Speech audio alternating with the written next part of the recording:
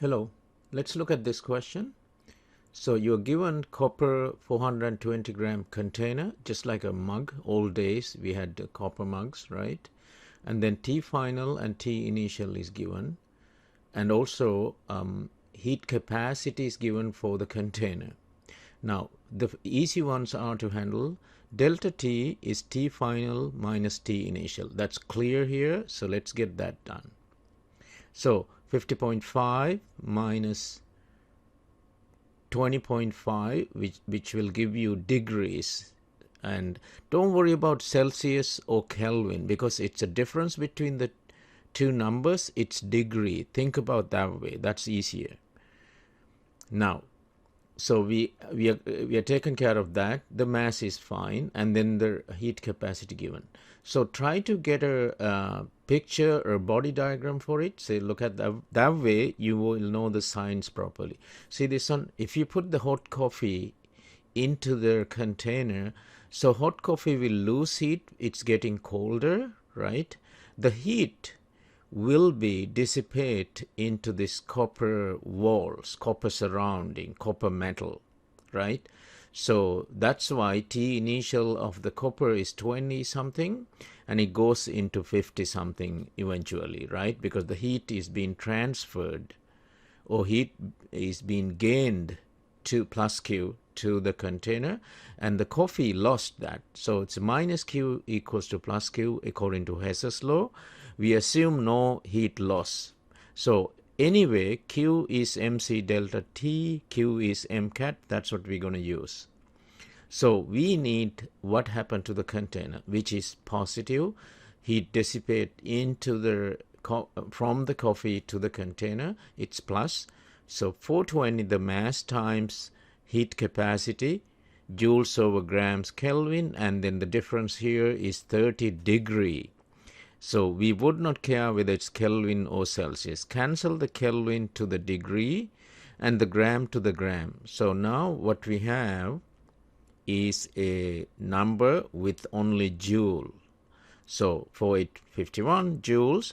Now if the answer needed in kilojoules, 1000 joule is kilojoule, joule to joule cancel out, you're going to get kilojoules, right? So that's how it should be.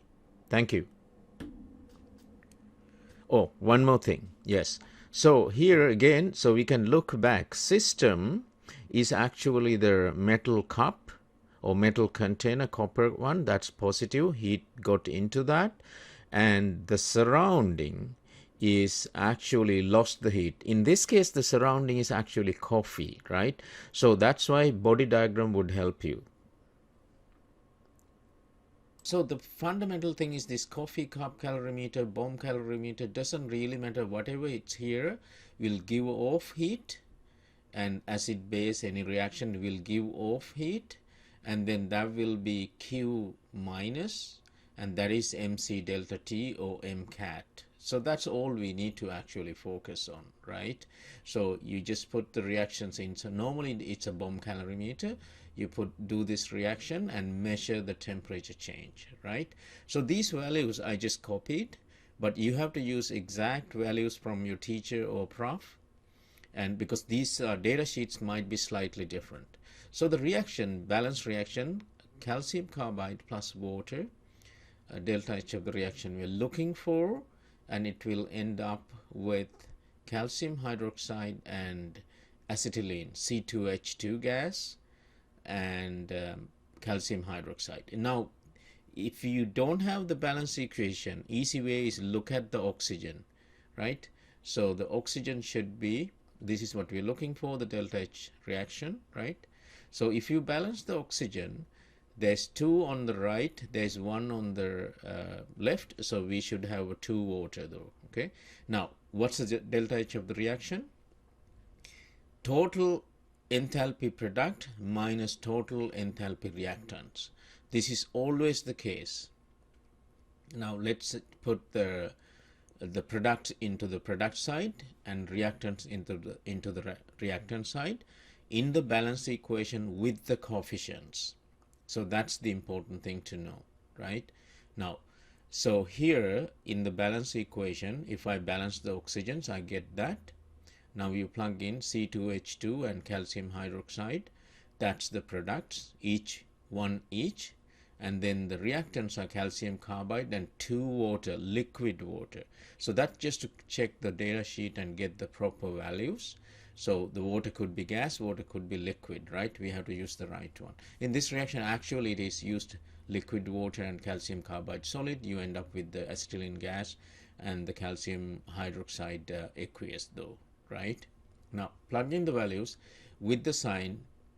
Each has minus 62.8, minus 986.2. Add together those separate brackets for the calculator. This is also separate brackets. Acetylene enthalpy of formation is 226.77 plus, and then you separately add them each bracket and then minus the product enthalpy minus the reactant enthalpy, right? So now we should get the final answer. Let's plug in with the signs so it's easier. Yes, so we get the final answer